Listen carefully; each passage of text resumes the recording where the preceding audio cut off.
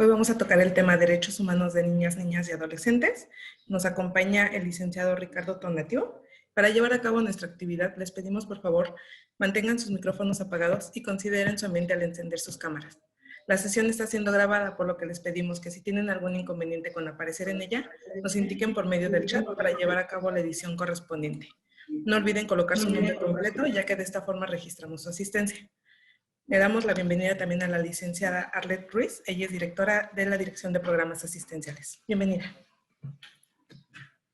Hola, ¿qué tal? Muy buenos días a todos. Me da mucho gusto darles la bienvenida y sobre todo a este tema tan importante y de tan relevancia para las instituciones que hoy representan. Bueno, nuestro ponente el día de hoy es el licenciado Ricardo Tonatiuh Torres Aces. Él es licenciado en Sociología por la Facultad de Ciencias Políticas y Sociales de la Universidad Nacional Autónoma de México. Cuenta con un diplomado de Trata de Personas por la Cátedra Extraordinaria de Trata de Personas de la Universidad Nacional Autónoma de México. Un diplomado de presupuesto basado en resultados impartido por la Secretaría de Hacienda y Crédito Público.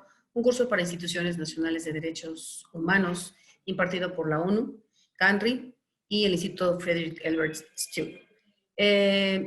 Como experiencia profesional, bueno, cabe señalar que nuestro ponente es integrante de la Comisión Nacional de Derechos Humanos. Tiene una gran experiencia en este tema y sin mayor preámbulo, espero que disfruten ese curso, que les sea de suma utilidad y estoy a sus órdenes. Muy buen día a todos y muchas gracias. Adelante, Ruth, gracias. Gracias, licenciada. Gracias, Ricardo, te cedemos la palabra y el uso de la pantalla. Hola, muchas gracias. Buen día a todos. Sí, pues es un gusto estar con ustedes.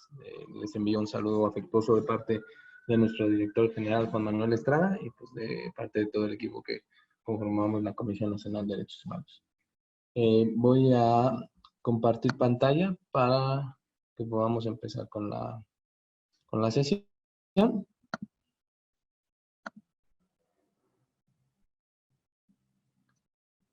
Ya ustedes me indicarán si sí pueden observar la... Sí, ya se está proyectando. Perfecto. Bueno, pues como les decía, es un gusto estar con ustedes. Soy Ricardo Tonatiuh Torres Aces, jefe de departamento en la Secretaría Técnica del Consejo Consultivo de la Comisión Nacional de Derechos Humanos. Y pues el tema que hoy nos convoca pues son los derechos humanos de las niñas, niños y adolescentes. La forma en que estará como diseñado el transcurso del curso es como una introducción general de las formas en que se ha aproximado a la niñez. Después trataremos de ver un poquito de la Convención de los Derechos del Niño y pues al final pues veremos un poquito, observaremos un poquito algunos retos y algunas situaciones en las que se encuentran la niñez, sobre todo en el país. Igual por el tiempo, pues me trataré de ir un poco rápido, pero si hay alguna duda o cualquier cosa, pues siéntanse libres de externarla y de abrir sus micrófonos si lo ven necesario. Bueno, el objetivo de esta sesión es conocer, sensibilizar y difundir los derechos del niño, buscando unas sociedades de respeto a la dignidad humana y específicamente a la dignidad de las niñas, niños y adolescentes. A través de esta reflexión y discusión, buscamos favorecer la construcción de una cultura de respeto de derechos humanos de niñas, niños y adolescentes y sobre todo pues, con ustedes que son, que conforman diversas organizaciones e instituciones. El marco jurídico de protección internacional para los derechos de las niñas, niños y adolescentes es bastante amplio. Podemos ver el convenio por el que se fija la edad mínima de admisión de los niños en el trabajo, el convenio relativo al trabajo nocturno de niñas, el protocolo para la represión de la trata de mujeres y niños, el protocolo facultativo de la Convención sobre los Derechos del Niño relativo a la venta de niños. Ha habido los últimos 60 años una amplia gama de protección, y que a partir de la reforma constitucional del año 2011 tienen carácter vinculante y de rango constitucional en los Estados Unidos mexicanos. La infancia en México, ¿cómo podemos observar en qué situaciones se encuentra la infancia en México?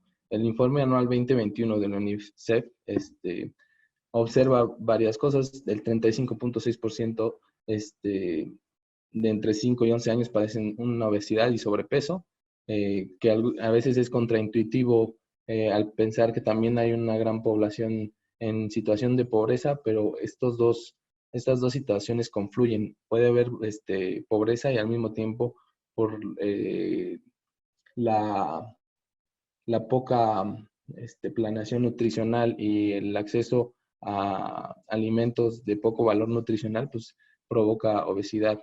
80% de los niños en sexto de primaria no alcanzan los aprendizajes esperados. 63% de entre 1 y 14 años han sufrido algún tipo de violencia en el hogar. Casi el 50% viven en alguna situación de pobreza y el 18% de los que tienen menos de 5 años no tienen un adecuado nivel de desarrollo. Esas son como para poner una primera pincelada de la situación de la niñez y adolescencia en México, que solo con esos simples datos podemos observar que hay muchos retos importantes que tenemos que atajar. Insisto, los derechos humanos y los derechos de los niños han sido abordados desde hace bastante tiempo. La Declaración de Ginebra se considera como el texto histórico que reconoce y afirma por primera vez la existencia de los derechos específicos de las niñas y niños. Al mismo tiempo, en México, el 30 de abril de 1924 se acordó como oficial la celebración del Día del Niño, siendo presidente de la República el general Álvaro Obregón. ¿Y para qué sirven estos días internacionales y nacionales? ¿Cuál es la finalidad de recordar o de conmemorar estas fechas? Más allá de, por ejemplo, el consumismo que puede generar el Día del Niño o la derrama económica o el día feriado, pues en sí es sensibilizar, concientizar y llamar la atención en temas específicos, ¿no? Sobre todo en los días internacionales de la ONU, por ejemplo, que llaman a que los gobiernos y los estados actúen y tomen medidas para que los ciudadanos así lo exijan a sus representantes. Todo esto vinculado a los estándares internacionales que dictan las diversas convenciones, comités, protocolos, etc.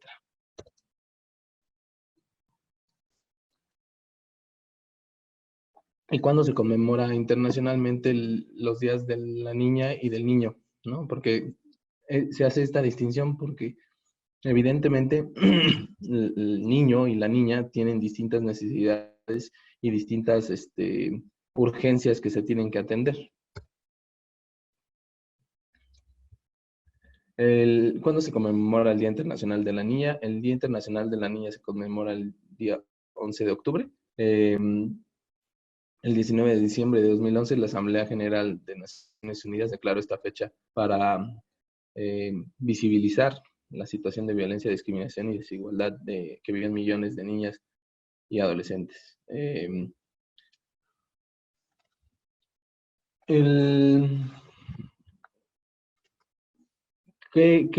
¿Cuál es la situación actual o cuál es la situación que buscan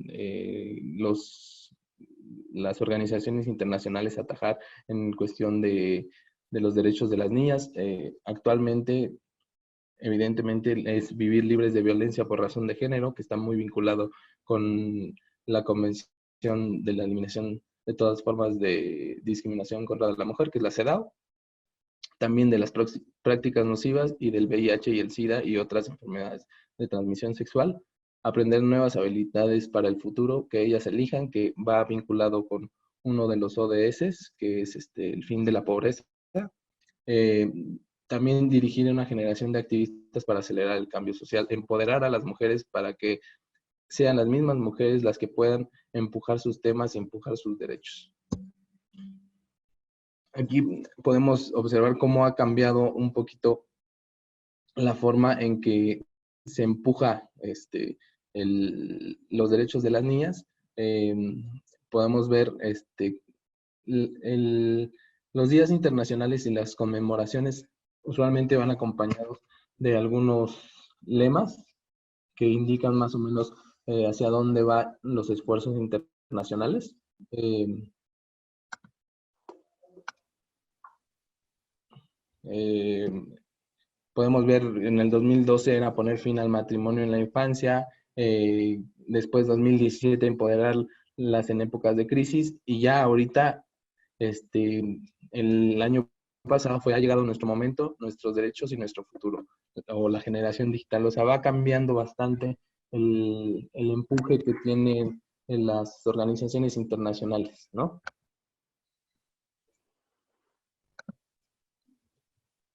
¿Y cuándo se conmemora el Día Universal del Niño? Es el 20 de noviembre. Esta fecha fue eh, aceptada por la Asamblea General de la ONU en el año 1959, junto con la Declaración de los Derechos del Niño. Esta declaración no tenía carácter legal vinculante, no era suficiente para proteger los derechos de la infancia. Tras 10 años de negociaciones con gobiernos de todo el mundo, eh, líderes religiosos, ONGs y otras instituciones, se logró acordar el texto final. El 20 de noviembre de 1989 se logró esta convención, en la cual todos los países la han firmado, o la gran mayoría de los países la han firmado, incluido evidentemente México.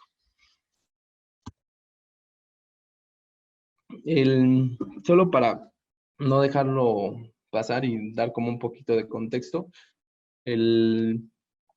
la Organización de las Naciones Unidas funciona a través de un Comité de Derechos Humanos, que es como una subdivisión, y de ahí se van como que derivando distintos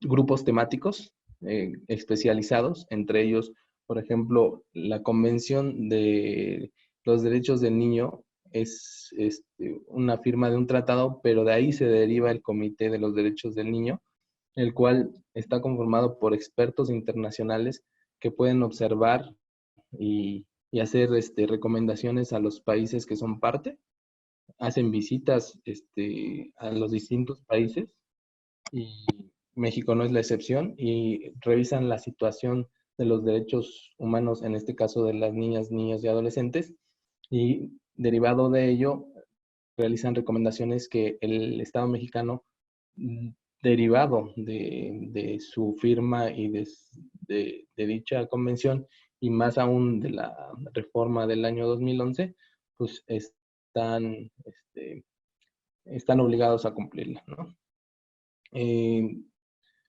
En México podemos observar, insisto, muchas situaciones de niñas, niños y adolescentes que no contempla la convención y que la convención busca eliminar.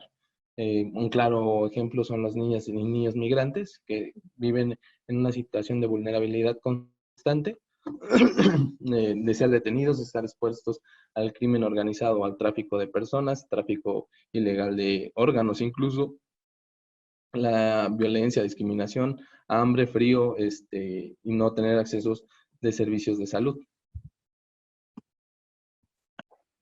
En este sentido, a veces la acción gubernamental es insuficiente, entonces podemos observar cada vez mayor la necesidad de la participación de la sociedad civil organizada para generar estrategias que apoyen el respeto de tales derechos. Y en este sentido, ¿por qué es importante sensibilizarnos sobre los derechos humanos para aplicar un enfoque de derechos humanos? O sea, ¿cuál es la finalidad de hablar de esto? En sí, se busca crear una empatía, promover una actitud diferente en todos los espacios de injerencia en los que estamos inmersos, cada uno de nosotros, liberarnos hasta cierto punto de estereotipos y estigmas acerca de las prácticas, situaciones y grupos en situación de discriminación y de vulnerabilidad, como son la niñez, y poder observar también que hay niñez en mayor situación de vulnerabilidad, como lo acabamos de ver, la niñez en situación de migración es aún más vulnerable, ¿no? Entonces, siempre se tiene que usar, el enfoque de derechos humanos también busca hasta cierto punto un enfoque que ahora se llama interseccional, que es poder observar las distintas vulnerabilidades o las distintas situaciones que pueden poner en riesgo el pleno disfrute de los derechos humanos de un individuo, ¿no? Eh, entonces, en general, es buscar la construcción de una cultura y un trato igualitario basado siempre en la dignidad de la persona. Ese es como el, el fundamento o el eje central, ¿no? de los derechos humanos, y es en lo que se basan los derechos humanos, la dignidad de la persona ante todo, ¿no? Tratar de protegerla. Entonces, la división de los derechos humanos o la especificidad de los derechos humanos lo que pretende es lograr que se tome conciencia respecto a una problemática determinada, ¿no? Eh, por eso podemos observar esta diferenciación que hay a nivel internacional con las diferentes convenciones, eh, comités, protocolos. Es para eso, es para poder darle la atención específica a los problemas determinados y no tratar de empujar de igual forma los derechos humanos no sé, de los adultos mayores y los derechos humanos de las infancias cuando tienen evidentemente ciertas especificidades que se tienen que atender y que se tienen que observar. Históricamente, la forma de abordar las infancias podemos observar en primer lugar como un enfoque indiferenciado. ¿Qué es el enfoque indiferenciado? Aquel que no veía en la niñez algo, algo distinto, ¿no? Era más bien como un proceso eran casi considerados adultos. Eh, por ejemplo, eso lo podemos observar en el trabajo infantil, que no se observa como que hay algo que proteger o hay algo que evitar en esa población, sino que son casi adultos y que pueden trabajar y que pueden realizar todas las actividades que haría un adulto promedio sin tener en cuenta su situación, ¿no? O el enfoque tutelar. El enfoque tutelar como que es característico de los últimos 150 años más o menos, que si bien observa eh, que la población infantil o la población de la niñez es un segmento poblacional que tiene que tener distintos, un trato diferenciado, lo hace desde un punto de vista tutelar, ¿no? O sea, desde el punto de vista paternalista y hasta cierto punto eh, como desde el punto de vista de la propiedad, ¿no?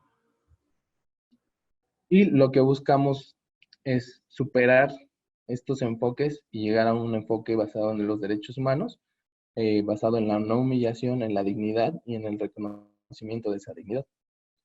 A través de conocer el origen de cómo se conformaron la niñez como un segmento y como un concepto, a través del pensamiento crítico y a través de la sensibilidad y la generación de cambios.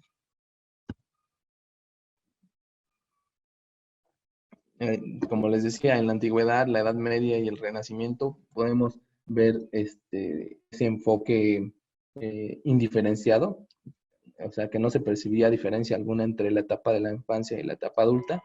Se consideraba a los niños y adolescentes como adultos pequeños y no existían acciones especiales para atenderlos. Posteriormente a este enfoque, se consideraba que los niñas y adolescentes tenían menos recursos y habilidades que los adultos, y por lo tanto los adultos tienen como que es- no solo la obligación, sino el derecho de decidir de qué manera ayudan a este segmento, pero se les ve como vulnerables y entonces, o sea, es un enfoque como que muy paternalista que no toma en cuenta usualmente las necesidades que ellos mismos observan, que la infancia observa de su propia situación, que es el enfoque tutelar que como ya había mencionado.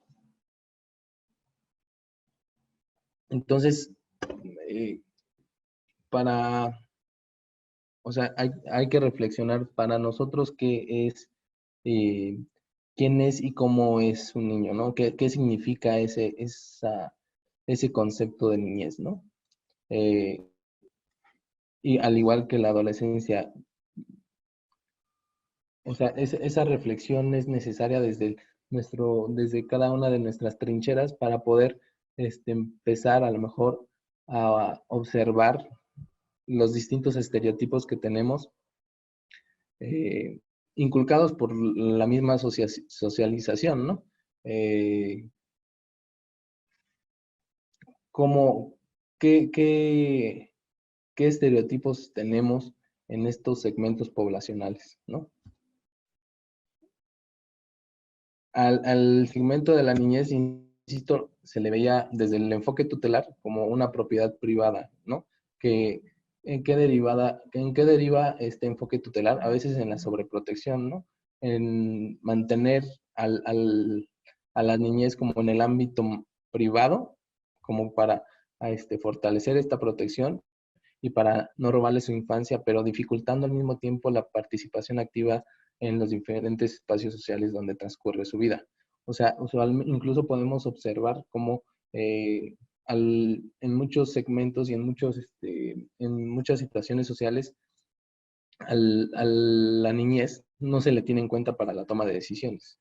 Entonces, este es el cambio hasta cierto punto de paradigma que se busca, ¿no? Darle hasta cierto punto voz y voto a la niñez como población, como segmento poblacional y como sujetos de derecho. Este paradigma de la propiedad familiar ve a los niños, insisto, como propiedad de padres y madres, y cualquier medida de protección o prevención de derechos de niñas y niños por parte del Estado es vista como amenaza a esta libertad de la educación y derechos de crianza de madres y padres. Esto lo podemos observar en muchos ejemplos, por ejemplo, la educación sexual, ¿no? La educación sexual que a veces se le quiere dar a las niñas, niñas y adolescentes como parte de una campaña de concientización de, del Estado, ¿no? Como parte de una campaña de concientización para que ellos sepan más o menos qué derechos tienen, su derecho a ejercer la sexualidad hasta cierto punto, y también quién viola sus derechos, pero en muchos casos este enfoque tutelar y casi de propiedad privada sobre los niños, niñas y adolescentes hace que las familias, por sus propias preconcepciones, estén completamente en contra de que se les dé esta orientación, ¿no? Con la cual no están de acuerdo. Por otro lado, cuando observamos el segmento poblacional de la adolescencia, que es inmediatamente después de la niñez, podemos observar que hay también muchas estigmatizaciones en contra de este segmento poblacional. Los adolescentes usualmente son vistos como seres peligrosos, que están como propensos a realizar crímenes o muy inconsistentes, muy rebeldes, muy irresponsables. Y se hace esta visualización de todo un segmento poblacional que usualmente deriva en estigmatización, criminalización y una exclusión generalizada de la participación social, ¿no? O sea, se observa a los adolescentes como erráticos, como irresponsables, como propensos al crimen. Entonces se les niega muchos espacios porque no se les ve en situaciones de ejercerlas de forma correcta. Y esto lo podemos ver en diversas expresiones comunes que escuchamos día a día. No seas un niño, no te comportes como un niño, las cosas son así porque las digo yo, que es también este enfoque tutelar y jerárquico. Yo sé lo que te conviene, o sea, tratando también de negar como la agencia de las infancias y de la adolescencia. eh, es mi hijo y por eso lo tuve, cuando seas grande entenderás, o sea, como si siempre negando la posibilidad de la niñez o de la adolescencia de poder comprender ciertas cosas, ¿no? Siempre hay como cierto paternalismo y cierta condescendencia, sobre todo desde el enfoque tutelar hacia las infancias, ¿no? Y les niega esta posibilidad de diálogo con con sus mayores y también con ciertas instituciones, ¿no?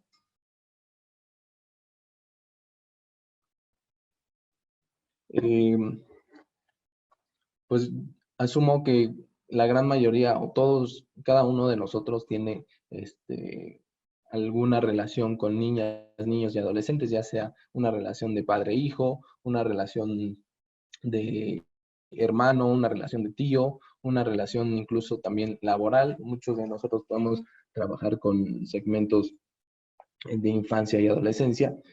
Y siempre es interesante reflexionar desde un punto de vista alejado de la situación eh, sobre eh, cómo sobre esos estereotipos y esa forma de observar a esas poblaciones que tenemos introyectados, ¿no? O sea, tenemos introyectados muchos estereotipos que a veces, eh, si no nos ponemos, si no nos detenemos a pensarlo, eh, lo hacemos de forma natural, ¿no? Eh, por ejemplo, ¿cuántas veces por un retraso involuntario de un hijo, sobrino o en general un niño, pensamos que no se da cuenta de lo importante este, que es o de la importancia de llegar a tiempo, ¿no? Y que a veces no es que no les importe, por ejemplo, con los adolescentes que a veces estamos insertos en la idea de que a los adolescentes no les importa nada. Tal vez no es que no les importe, sino simplemente no tienen esa experiencia de vida y no tienen esa realidad introyectada de que a veces en algunos contextos llegar a tiempo es fundamental, ¿no? Y que puede también conllevar el no llegar a tiempo algunas penalizaciones o problemas importantes. Bueno, esto también no puedes, por ejemplo, la sexualidad siempre es un tema muy polémico en cuanto a las niñas, niños y adolescentes.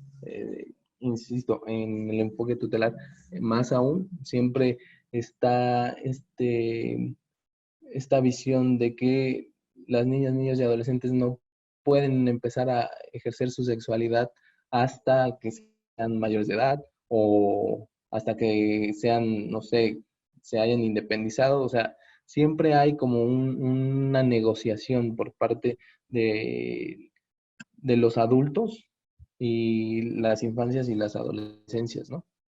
En esta situación. Por esto lleva a considerar que las niñas, niñas y adolescentes como menores, menos capacitados, necesitados y vulnerables, en contraposición, los adultos son los que saben y deciden desde su propio punto de vista qué hacer para ayudarlos. Y es una situación muy compleja, ¿no? Porque hasta cierto punto no se puede dejar de buscar, siempre estar atentos a estas situaciones. No se puede decir, no, pues hay que tener un enfoque más eh, basado en mayor participación y mayor decisión por parte de los niñas y adolescentes y que hagan lo que quieran, ¿no? O sea, más bien lo que se tiene que hacer es darles ese poder de decisión a los niños y adolescentes basado en, en la realización de sus derechos y en la educación. Eh, a veces, insisto, por esta falla o esta falta de comunicación, de educación, deriva en problemas como el embarazo adolescente, ¿no? El embarazo adolescente que limita la vida de niñas y jóvenes y el desarrollo general del país o de algunas poblaciones, y que esto el enfoque tutelar no lo revierte o no lo detiene.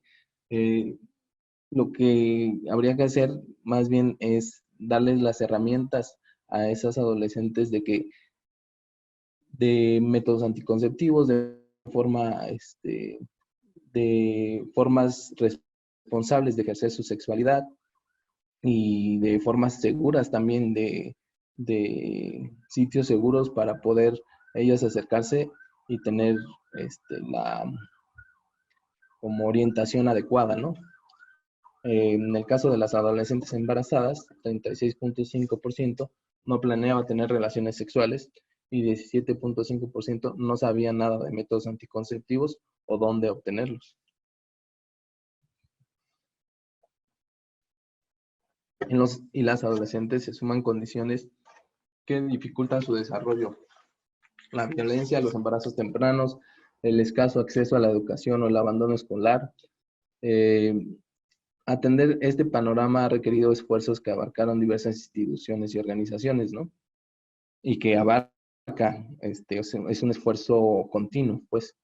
Eh, las y los adolescentes en México representan el 12% de la población y su situación presenta diversos aspectos problemáticos, que en mayor medida son víctimas de violencia y que presentan la mayor cantidad de abandono escolar o de bajo aprovechamiento y también están en condición de verse en conflicto con la ley o ser privados de su libertad.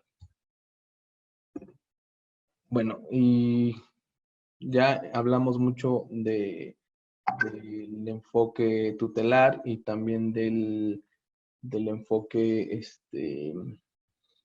eh, indiferenciado, ¿no? Que es más característico de otros tiempos, pero ¿qué es lo que se busca? Pues más bien un nuevo paradigma, ¿no? Que se enfoque en los derechos humanos de las niñas, niños y adolescentes.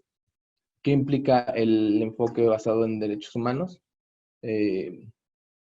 Ve a las niñas, niñas y adolescentes como titulares de derechos, ¿no? No los ve como propiedad de la persona adulta hasta que cumplen la mayoría de edad, ¿no? Los ve como ellos como titulares de derechos y sus derechos les son inherentes y no es algo que le dan los adultos. Y en este enfoque de derechos humanos de niñas, niños y adolescentes, la persona adulta también tiene la obligación de garantizar que esta población tenga las condiciones adecuadas para ejercer todos sus derechos. Es el garante de esos derechos. Entonces, o sea, en realidad es como un cambio axiológico, un cambio desde el punto de vista moral, de saber que las infancias también tienen derechos y tienen la posibilidad de tomar decisiones, ¿no? Entonces, ¿cuál es la diferencia entre una y otra, ¿no? ¿Cuál es la diferencia entre que el adulto haga lo que cree que es mejor para la niña o saber que la niña es titular de derechos y darle esa esas herramientas para que ellos puedan ejercerlos de forma adecuada, ¿no? Darle a la niña o niño adolescente lo que falta para poder desarrollarse bien, tener en cuenta que todos los derechos le son inherentes y restituírselos si no están accediendo a ellos. Desarrollar acciones solidarias y de beneficencia para ayudar a niñas, niños y adolescentes. Cumplir con la obligación de que toda niña, niño o adolescente acceda a sus derechos y pueda ejercerlos.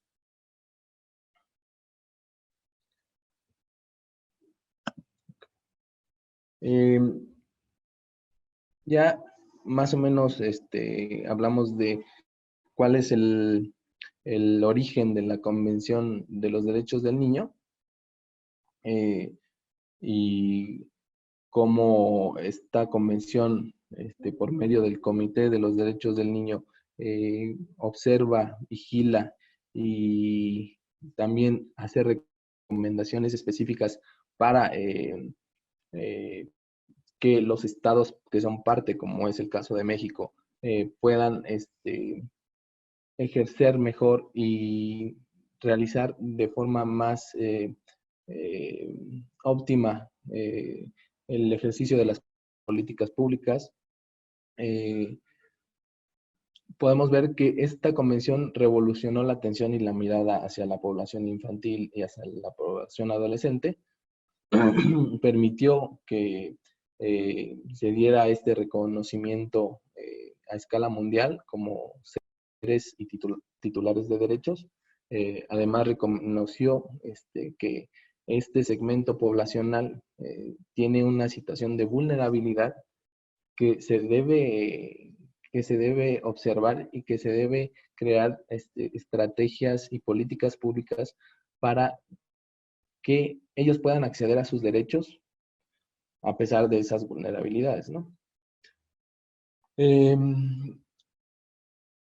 Este es el Tratado de Derechos Humanos Internacional que más ha sido ratificado. Hasta la fecha son 191 miembros los que han ratificado este tratado, excepto Estados Unidos y Somalia. Y en esta convención se define al niño como todos los seres humanos menores de 18 años, excepto en los casos en que la legislación nacional pertinente haya alcanzado antes la mayoría de edad.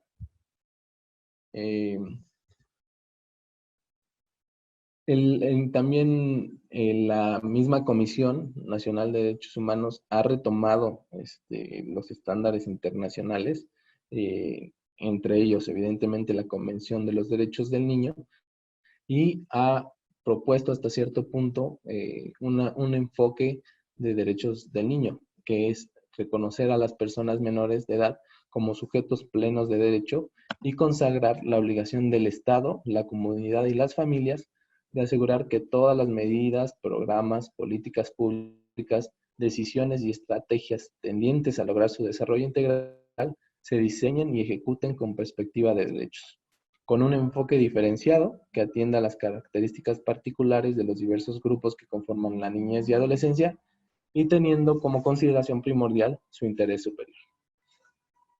El enfoque diferenciado siempre es indispensable, ¿no? En general, cuando se trata de derechos humanos y cuando se trata de dar atención a alguna población, el enfoque diferenciado es fundamental, ¿no? Porque no tienen las mismas necesidades y no tienen la misma vulnerabilidad un niño de un segmento de clase media alta de la Ciudad de México, a un niño en situación de pobreza extrema en la montaña de Guerrero, ¿no? No pueden ellos acceder de la misma forma a sus derechos y en general a la gran gama de derechos que hay. Puede ser a la alimentación, a la educación, a la salud, porque a veces, sobre todo cuando estamos inmersos en una lógica citadina, por ejemplo aquí en la Ciudad de México, a veces perdemos de vista un poco las diferentes situaciones al nivel nacional y a nivel internacional, ¿no? Y a veces queremos hacer una política pública o un proyecto basándonos en las necesidades de la Ciudad de México para quererlas ir a aplicar a la montaña de Guerrero o a una zona rural de algún estado del norte, etcétera. O sea, ese enfoque no ayuda, no observa esos derechos humanos de esas vulnerabilidades que no dejan el pleno disfrute de los derechos humanos de las poblaciones. Aquí podemos observar en los artículos de la Convención que en el artículo 2 habla de la no discriminación o la universalidad de los derechos de niñas, niños y adolescentes, sin importar las diferentes, sin importar ningún rasgo, ninguna etnia, ninguna situación de idioma, nacionalidad, sino que cualquier persona menor a 18 años tiene esos derechos, ¿no? El artículo 3 habla del interés superior del niño. El artículo 5 habla de la autonomía progresiva. El artículo 6 habla del derecho a la vida, a la supervivencia y al desarrollo. Y el artículo 12, el respeto por las opiniones del niño, ¿no? Ese a lo mejor es el que a veces somos más tendientes a obviar o más tendientes a pasar por alto. En el artículo 2, el principio de no discriminación o universalidad contempla que la convención es aplicable a todos los niños, niñas y adolescentes, cualquiera sea la raza, religión o habilidades, ¿no? Sin importar lo que digan o piensen, cualquiera que sea el tipo de familia de la que vienen, sin importar de dónde vienen, qué idioma hablan, qué es lo que hacen sus papás, la cultura de donde provienen, si tienen alguna discapacidad, si son pobres o son ricos, y no hay causa que justifique el trato desigual a los niños. A pesar de que en la realidad pasa, ¿no? Como lo mencionaba anteriormente, que un niño en la sierra no tiene acceso a la salud, porque la clínica más cercana está a 3 horas, o porque no tiene acceso a la educación en el mismo sentido, porque no hay una primaria en su localidad. Ese tipo de cosas hay que tenerlas siempre en mente. Y como les comentaba, ¿no? El tratamiento diferenciado es fundamental. El principio de discriminación debe, por tanto, incluir la defensa de ese tratamiento diferenciado, ¿no? Sin olvidar el valor de la igualdad. Esto no solamente implica el derecho a un trato homogéneo, no excluyente, sin distinción o restricción arbitraria, sino que permita a toda persona ejercer sus derechos y libertades fundamentales y le asegure libre acceso a las oportunidades disponibles. Debe, además, garantizarle la aplicación de un tratamiento preferencial temporal. Porque siempre hay como esta confusión, ¿no? Que eh, la no discriminación implica trato igual a todos. No, más bien es buscar que todos los, en este caso niñas, niños y adolescentes, tengan el mismo acceso a esos derechos. Y, insisto, no necesitan el mismo tratamiento para acceder a esos derechos una persona, un niño en una situación como más ventajosa a un niño en situación de múltiples vulnerabilidades.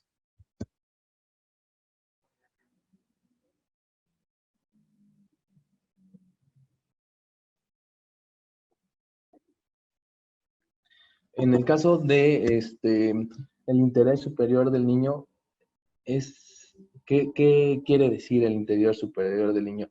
Quiere decir que debe ser la consideración primordial en la toma de decisiones relativas a niñas, niños y adolescentes. Por tanto, se debe conceder más importancia a lo que sea mejor para las niñas, ¿no? Siempre ese debe ser el objetivo final, ¿no? de todas las políticas públicas que tengan que ver con ese segmento poblacional. Esto supera dos posiciones extremas: el autoritarismo o abuso del poder que ocurre cuando se toman decisiones referidas a los niños y adolescentes, y también al paternalismo que algunas autoridades, en las que algunas autoridades incurren.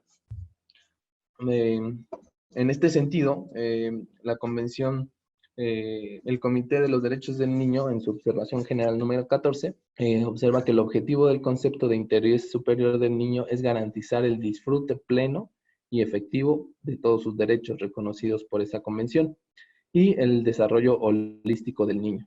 El desarrollo holístico es el desarrollo físico, mental, espiritual, psicológico y social del niño.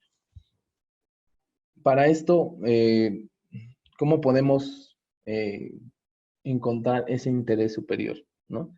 Porque ¿cómo se define, sobre todo teniendo en cuenta la toma de decisiones de ese segmento poblacional y no caer en ese paternalismo que hemos observado? Lo primero que se tiene que hacer es hacer una evaluación general de la situación que guardan los derechos humanos de las niñas y adolescentes, basado en no discriminación, a la escucha, o sea, siempre escuchar a ese segmento, buscar retroalimentación y buscar qué es lo que ellos buscan, qué es lo que ellos necesitan desde su práctica cotidiana y desde su visión.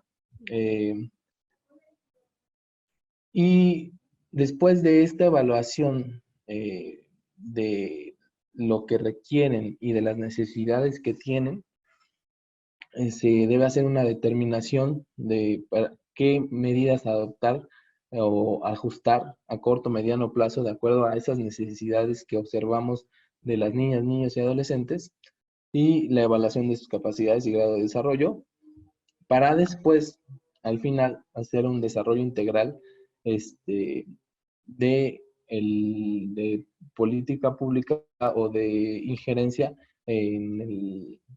con niñas y adolescentes. ¿Qué elementos se deben tener en cuenta para evaluar el interés superior del niño? En primer lugar, insisto, que a veces es lo que se obvia más, es la opinión del niño o adolescente, de acuerdo con su edad y madurez, la identidad de esa niño y adolescente, para nunca dejar de lado la diversidad que hay y que existe en este segmento poblacional. La preservación de un entorno familiar y el mantenimiento de las relaciones, dada la gravedad de los efectos de la separación que a veces existe. Dicha medida debe aplicarse como último recurso, ¿no? Por ejemplo, cuando el niño está en peligro de sufrir algún daño inminente, también el cuidado, protección y seguridad del niño y adolescente, garantizando su bienestar, el desarrollo pleno de el niño y adolescente, sus necesidades materiales, físicas, educativas y emocionales, y el derecho también de ellos a la salud. Siempre se debe proporcionar al niño información adecuada y apropiada para que se comprenda la situación en todos los aspectos pertinentes con sus intereses y permitirle, cuando sea posible, su consentimiento fundamentado. También el derecho del niño a la educación es fundamental, que sea gratuita, de calidad, y también la situación de tener en cuenta las situaciones de vulnerabilidad desde el punto de vista del enfoque diferenciado, revisando sus historias de vida y sus necesidades, siempre teniendo presente que las capacidades de las niñas y adolescentes evolucionan y que eso complica a veces la correcta desempeño de las estrategias con este segmento, porque a veces queremos aplicar de misma forma a un segmento de 8 años que a un segmento de 14 años, ¿no? Porque pues son niños, pero son periodos de la vida en que los cambios son muy constantes y el periodo de vida causa muchas diferencias entre las necesidades de una persona de 8 años y una persona de 14 años, ¿no? Desde este punto de vista, la convención se puede aplicar de 3 formas diferentes, como base para un enfoque orientado hacia la infancia, es decir, como para guiar la interpretación de cuestiones que tienen que ver con la infancia en un sentido particular. El segundo es como un principio mediador para ayudar a resolver la confusión que se establezca conexionando con otros distintos titulares de derechos. Las dinámicas que pueden existir entre los derechos del adulto a decidir y a proteger a las infancias y el derecho de las infancias también, ¿no? Que siempre están en constante roce y que es muy difícil diferenciar como el límite entre uno y otro, o también para evaluar normas jurídicas, prácticas administrativas, políticas públicas y acciones en materia de niñas, niñas y adolescentes por parte, sobre todo, de los estados, ¿no? Otra cosa que observábamos era el principio de autonomía progresiva, que viene establecido en el artículo 5 de la Convención. Este principio de autonomía progresiva significa que las niñas, niños y adolescentes necesitan la mediación adulta para el ejercicio de sus derechos en mayor o menor medida, de acuerdo al desarrollo de sus capacidades y grado de madurez, ¿no? Esto que comentábamos, que el desarrollo de las niñas, niñas y adolescentes es muy acelerado hasta cierto punto y requiere este constante cambio en el accionar de las poblaciones adultas, pero también del Estado y de las instituciones para darle esa decisión y esa autonomía a esas poblaciones. Esta necesidad de mediación no aminora en ningún sentido su derecho, sino más bien que lo acrecienta la obligación de las familias, la sociedad y el Estado de asegurar su ejercicio pleno, dado que la mediación es parte sustantiva de la garantía de derechos de niñas, niños y adolescentes. Este postulado de la autonomía progresiva implica también que la mediación adulta debe ser proporcional a su autonomía. Esto es, ella o él deben participar y ejercer con autonomía sus derechos en la mayor medida posible, de acuerdo con su edad y capacidad. El otro principio que observamos en el artículo 14, un segundo, en el artículo 12, perdón, es el de la participación. Cuando los adultos toman decisiones que no se pueden afectar, nosotros tenemos el derecho a decir lo que pensamos y nuestra opinión debe ser tomada en cuenta, ¿no? La opinión de esos niños, niñas y adolescentes debe siempre ser tomada en cuenta, no debe ser obviada. Esto no significa que no se le pueda decir a los padres qué hacer y qué no hacer, más bien implica que se involucre en la toma de decisiones a esta población. La convención no da a los niños la autoridad sobre los adultos, pero al contrario, más bien la convención reconoce el nivel de participación que pueden tener las niñas, niñas y adolescentes para el apropiado nivel de su madurez, ¿no? Evidentemente no plantean que un niño o niña de 3 años tenga un gran nivel de decisión, pero sí plantea este desarrollo constante de las infancias y que su voz y su voto deben ser tomados en cuenta, sobre todo cuando se está realizando decisiones que los afectan a ellos.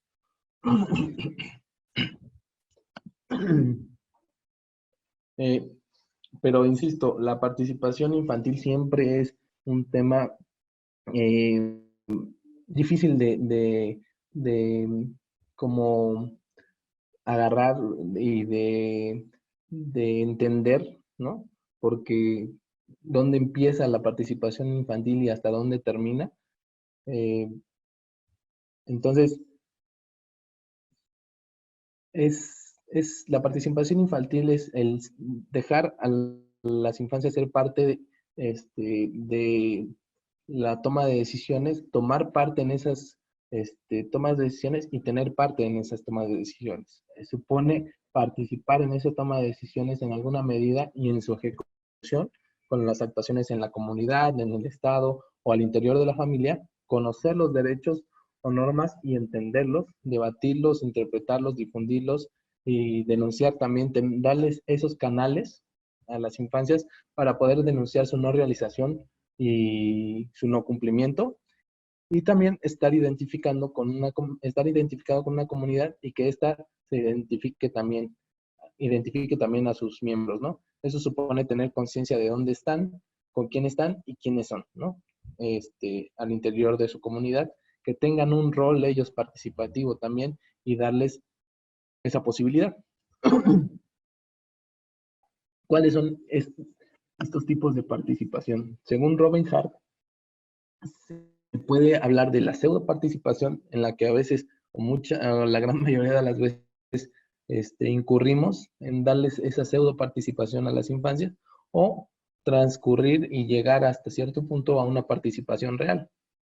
La pseudo participación se caracteriza por la manipulación de las niñas y adolescentes que se ve que no entienden el asunto, que participan ni lo que hacen es plantea y se basa en esa idea, la decoración, utilizando los niños y adolescentes de forma decorativa, sin entender su participación.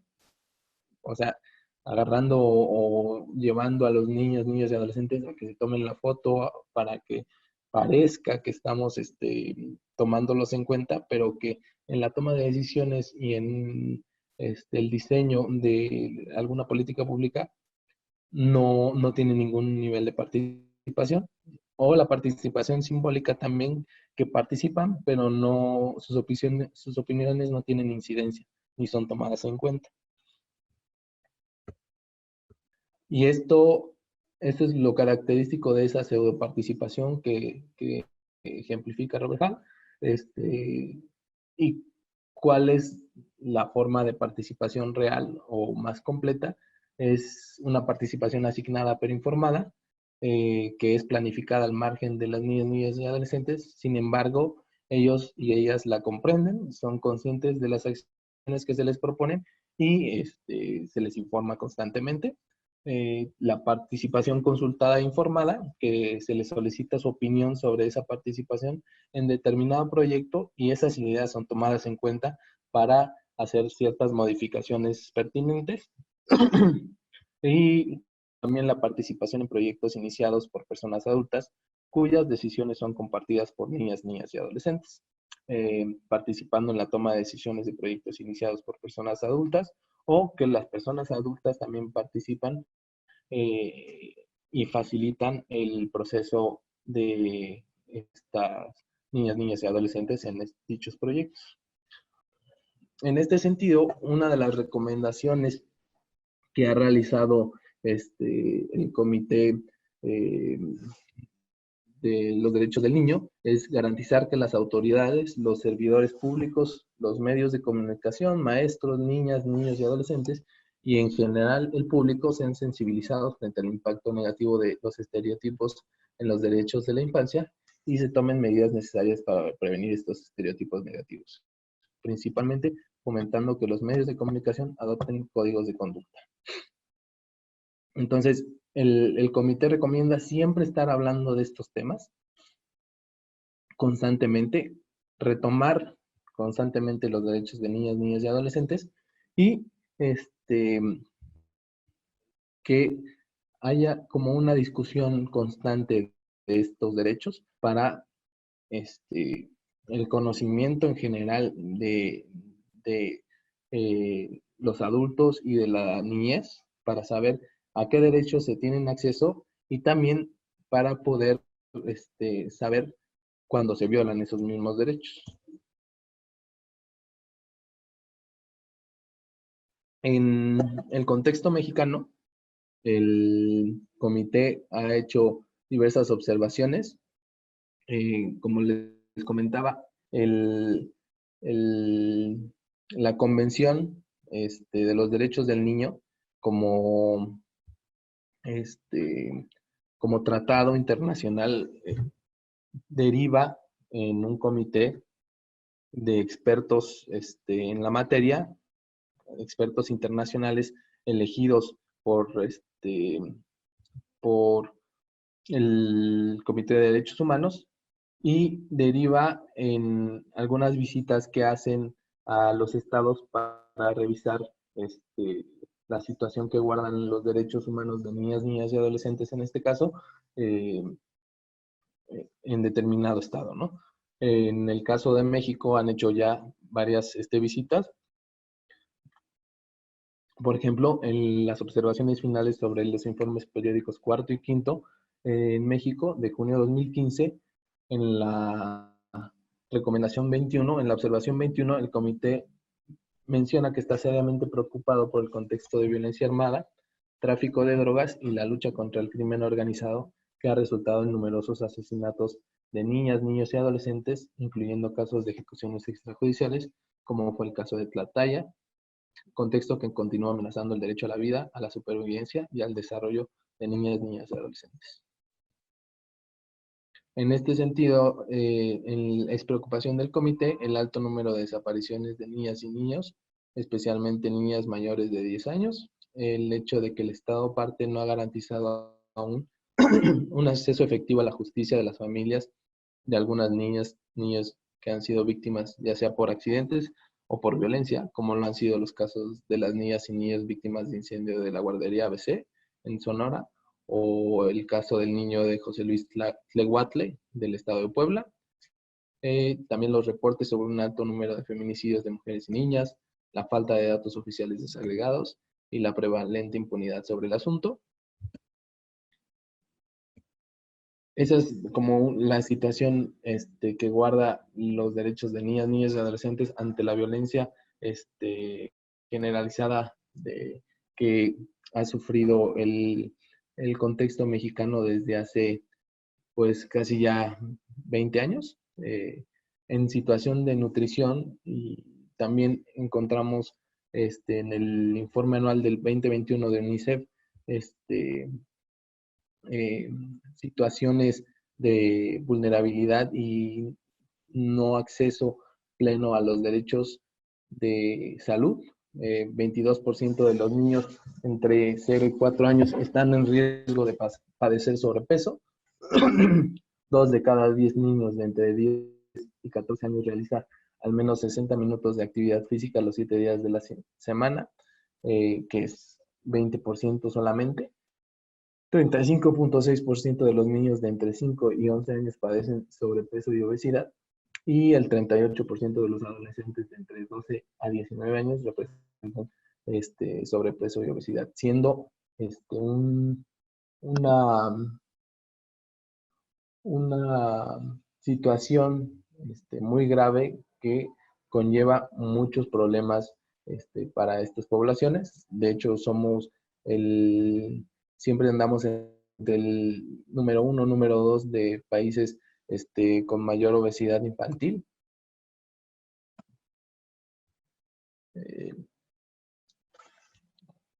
¿Y qué es lo que se ha hecho ante esto? Pues bueno, el nuevo etiquetado de bebidas y alimentos procesados ha sido un paso importante para disminuir esta prevalencia de obesidad en las infancias.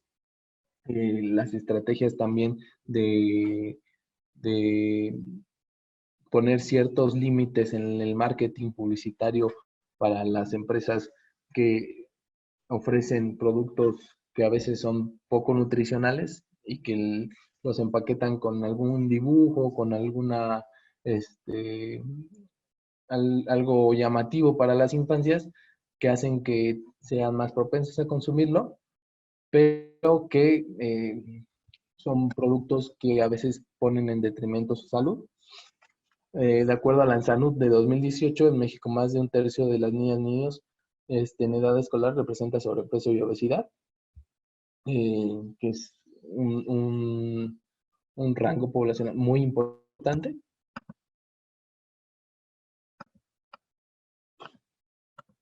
En el ámbito de la violencia, que hasta cierto punto ya veíamos desde las preocupaciones del comité,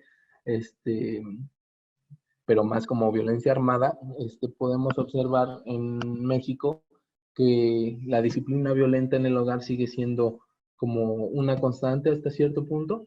6 de cada 10 niñas y niños de 1 a 14 años han sufrido alguna agresión psicológica o castigo físico por algún miembro de su hogar.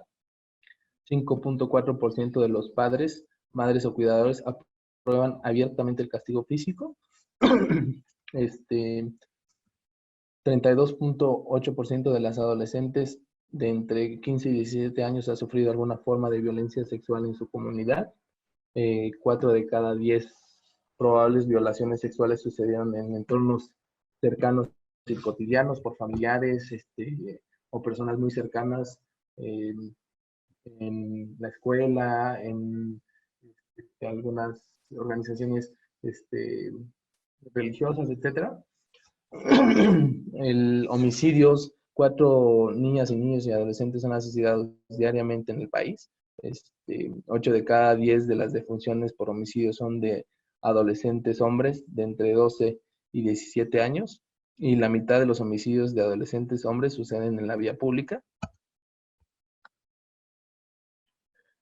También podemos observar mucha violencia en las escuelas. No muchos de nosotros, sino que todos hemos podido observar ahora con la forma en que se viralizan las noticias, a la chica que por una riña escolar perdió la vida, ¿no? Hace como 2 meses en Teotihuacán. 6 de cada 10 adolescentes agredidos en las escuelas son hombres.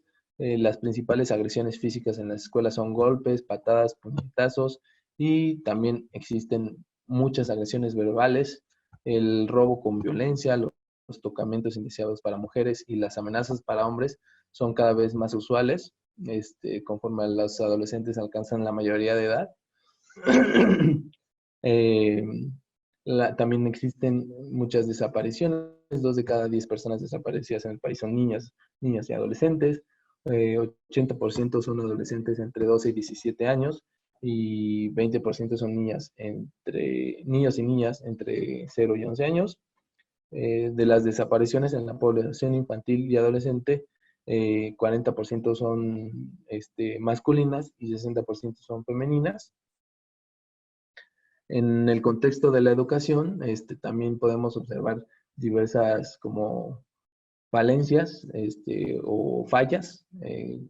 Según el Planea de 2018, casi el 80% de las niñas y niños no alcanzan los aprendizajes esperados en sus áreas de comprensión lectora y de matemáticas, una problemática que afecta en mayor medida a los niños y niñas indígenas y que se agudiza en áreas rurales o de gran pobreza.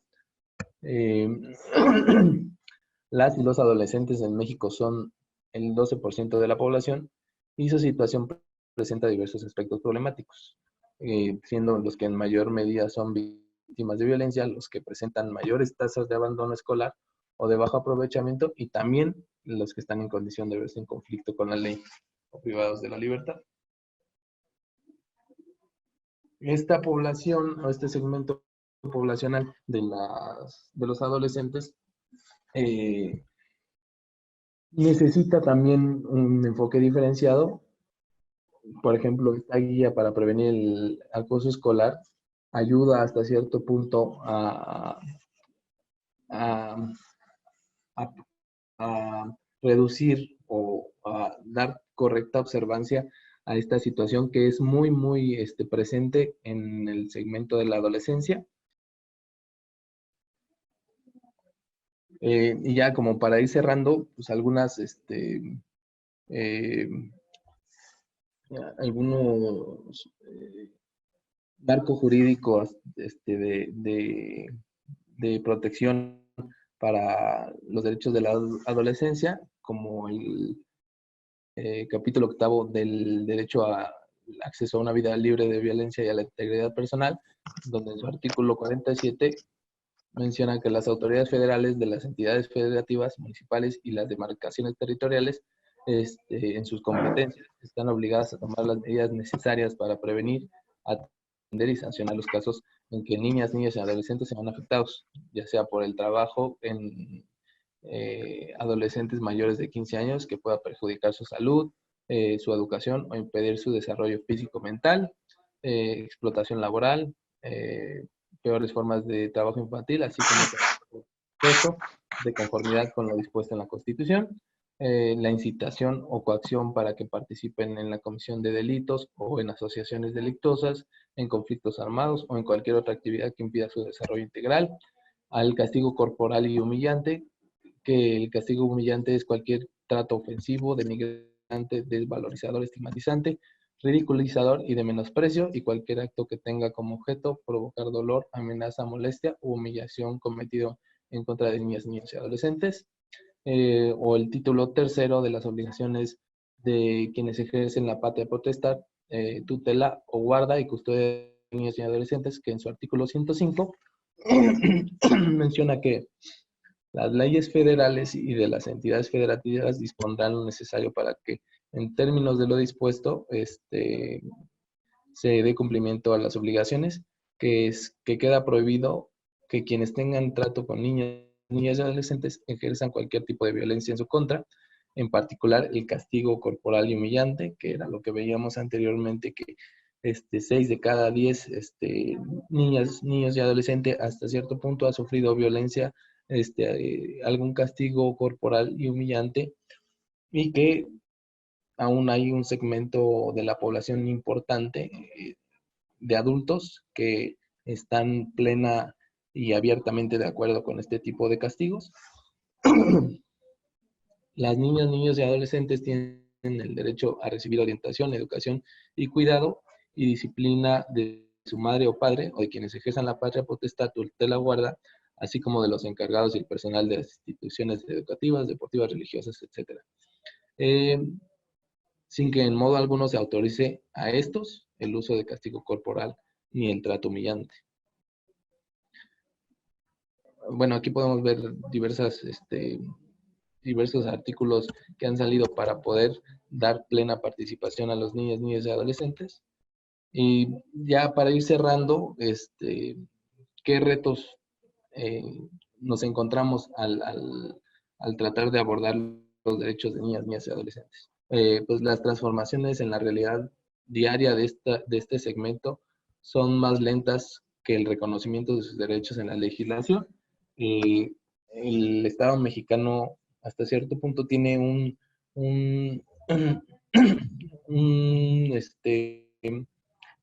marco jurídico muy acabado, muy avanzado. Somos de los países que con mayor nivel de aprobación y firma de tratados internacionales. La reforma del año 2011 les dio rango constitucional, o sea, estamos muy avanzados en ese aspecto de la legislación en materia de derechos humanos, pero cuando se traduce a la realidad y cuando se traduce al disfrute de estos derechos humanos por parte de niñas, niñas y adolescentes, o también de muchas, de la población en general, o de muchos segmentos poblacionales, pues no se traduce fielmente, ¿no? Y hay muchos rezagos para esto. También el reconocimiento legislativo no garantiza automáticamente el respeto de estos derechos, ni que existan las condiciones para su goce, sino eso es lo que hace falta ir empujando. Para esto, desde la Comisión Nacional de Derechos Humanos y específicamente el área donde me encuentro y donde laboro, que es la Secretaría Técnica del Consejo Consultivo, su misión es dar y crear una cultura de respeto de derechos humanos mediante formación y capacitación de personas a través de la Dirección General de Educación para los Derechos Humanos, ofreciendo diversas actividades educativas presenciales en línea en su portal Educa, que esta actividad es derivado de ello. Y bueno, pues para cerrar, quisiera leer esta cita de Chico Méndez. Al principio creí que estaba luchando para salvar los árboles del caucho, después pensé que estaba luchando para salvar la selva amazónica, ahora me doy cuenta que estoy luchando por la humanidad. En ese sentido, cada vez es más importante y es muy relevante luchar por cada uno de los derechos humanos bajo el principio de avance generalizado y de progresividad de los derechos humanos, ¿no? Y bueno, muchas gracias por su atención. Voy a dejar de compartir pantalla.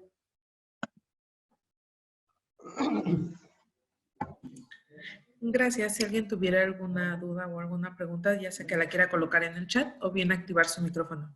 Me voy a permitir mientras a leer un mensaje que tenemos en el chat. Dice, trabajo para una fundación que ayuda a tramitar el pasaporte norteamericano a niñas y niños de padres mexicanos, pero que nacieron en Estados Unidos. Un derecho que todo niño tiene por ser persona es la identidad, y no es posible, es más, es inhumano todo lo que tiene que hacer para lograr su identidad, para lograr que ahí tengan derecho a la educación y que tengan derecho a la salud.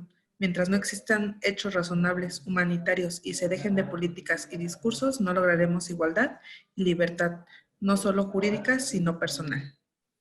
Ese es un comentario de Eduardo. También nos hace una pregunta. No hace muchos años habían avances en este aspecto, pero hoy en día hay abusos, retrocesos e injusticias. ¿A qué instancia puedo acudir? Bueno, la Comisión Nacional de Derechos Humanos tiene como la injerencia siempre y cuando estos abusos o retrocesos o injusticias sean por parte de un servidor público. Nosotros solo podemos interferir en el caso de que un servidor público realice algún abuso y tiene que ser federal, ¿no? En el caso de un servidor público a nivel local, tendría que ser con las comisiones locales. En dado caso de que este abuso, retroceso o injusticia fuera por parte de una persona que no es un servidor público, no podríamos nosotros tener injerencia en ese sentido y tendría que ser más bien por la vía penal, a través del Ministerio Público. Gracias, Ricardo. Si alguien más tiene alguna duda o quieren hacer un comentario, pueden activar su micrófono. Hola Ruth, ¿qué tal? Buenos Hola, días buenos a todos. días. Ricardo, muchísimas gracias por esta presentación tan exhaustiva y pues de mucho contenido, ¿no? Definitivamente creo que esto nos invita a pues estudiar y actualizarnos, sobre todo las instituciones que tenemos como beneficiarios, a las niñas, niños y adolescentes. Creo que tenemos una responsabilidad muy grande para justamente garantizar el respeto de sus derechos en lo que son nuestras propias actividades asistenciales. Bueno, primeramente, perdón, me presento Erika Favela, soy abogada de la institución de Nuestros Niños IAP y de Asociación Programa Compartamos, y justamente en esta segunda pues tenemos como beneficiarios a niñas y niños de 0 a 5 años. Somos una institución enfocada al desarrollo infantil temprano y operamos un modelo de intervención en el Estado de México. Y bueno, de manera específica, te quiero preguntar si ustedes cuentan con algún material que nos permita crear una guía de derecho, una guía de protección a los derechos de la infancia. Y de manera específica, en cuanto a nuestra actividad, en cuanto a la actividad asistencial de las diferentes organizaciones que formamos parte de la Junta de Asistencia Privada. Por supuesto que no todas atendemos las mismas necesidades de las niñas y los niños, pero sí entiendo que tenemos que garantizar que en el ejercicio, en la realización de nuestras actividades, protegemos los derechos de las niñas y los niños. Entonces, no sé si, vaya, porque todo lo que nos has expuesto es un contexto muy general, pero no sé de qué forma, o sea, habría manera de que a través de la comisión, a través de tu área, podamos acceder a algún material para poder generar esta guía de protección de los derechos de las niñas y los niños, pero enfocada a verlos a ellos como beneficiarios de actividades asistenciales. No sé si fui clara en la petición.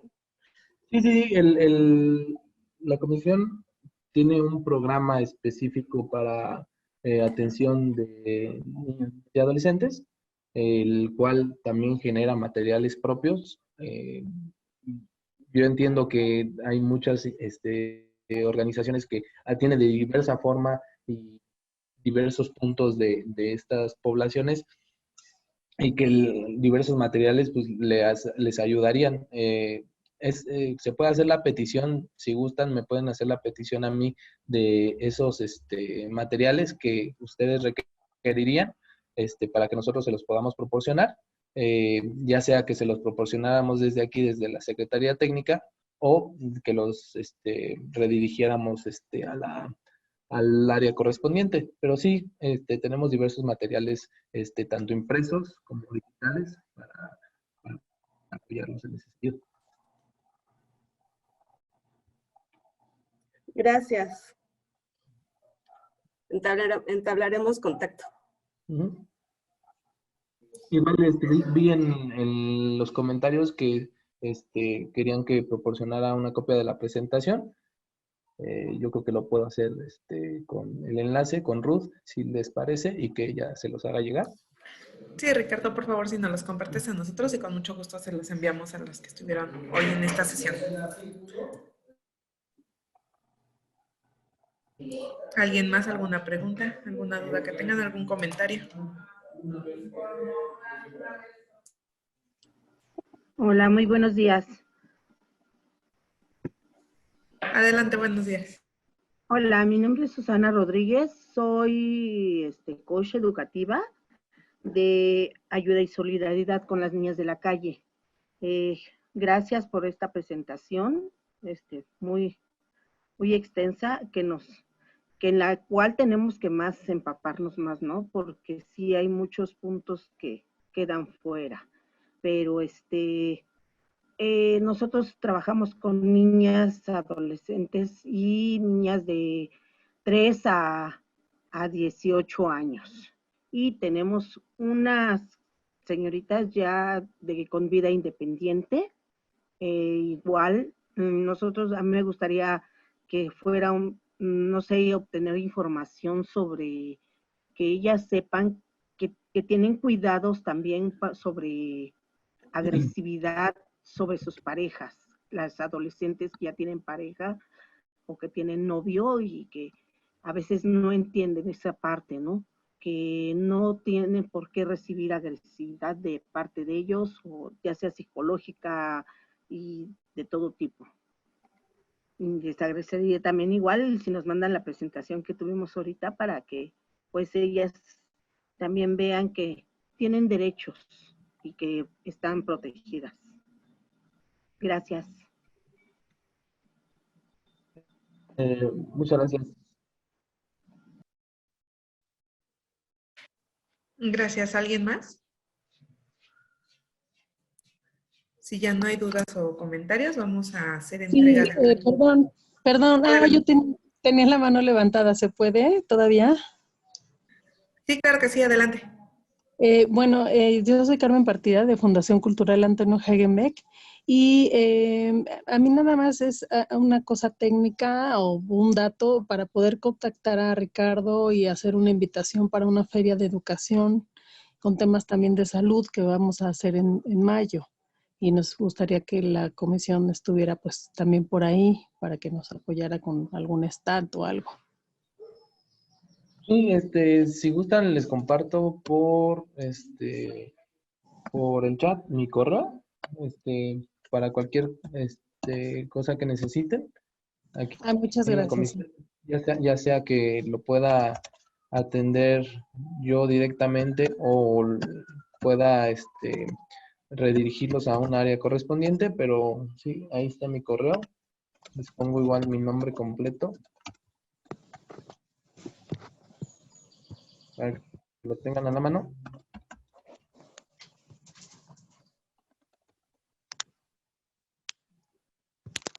Y a cualquier solicitud de este tipo, por ejemplo, si quieren un stand donde participemos con materiales o ya sea alguna capacitación, con mucho gusto podemos hacerlo. Muchas gracias. Ujú. Gracias, Ricardo. Si ya no hay más dudas o preguntas, voy a proyectar el reconocimiento que le hacemos a Ricardo Tonatiuh Torres Aces por impartir esta sesión, Derechos Humanos de Niñas, Niños y Adolescentes, que se termina hoy el 21 de abril y firma nuestra directora de programas asistenciales, la licenciada Arlet Ruiz Mendoza. Ricardo, por parte del Departamento de Capacitación, la Dirección de Programas Asistenciales, pero sobre todo por la Junta de Asistencia Privada, te agradecemos el hecho de que nos hayas apoyado con esta plática, con tanta información tan valiosa. Muchas gracias. Gracias, Ricardo. Les agradecemos a todas y todos. En el chat les colocamos una liga para que nos apoyen con la evaluación. Recuerden que es completamente anónima. Esto nos ayuda a nosotros saber qué necesidades tienen ustedes de capacitación y poder estar en contacto, en comunicación de parte de ustedes hacia nosotros. Y también las personas que no colocaron su nombre durante la sesión, recuerden hacerlo. De esta forma registramos su asistencia. Con esto cerramos la sesión. Que tengan buen día a todas y todos.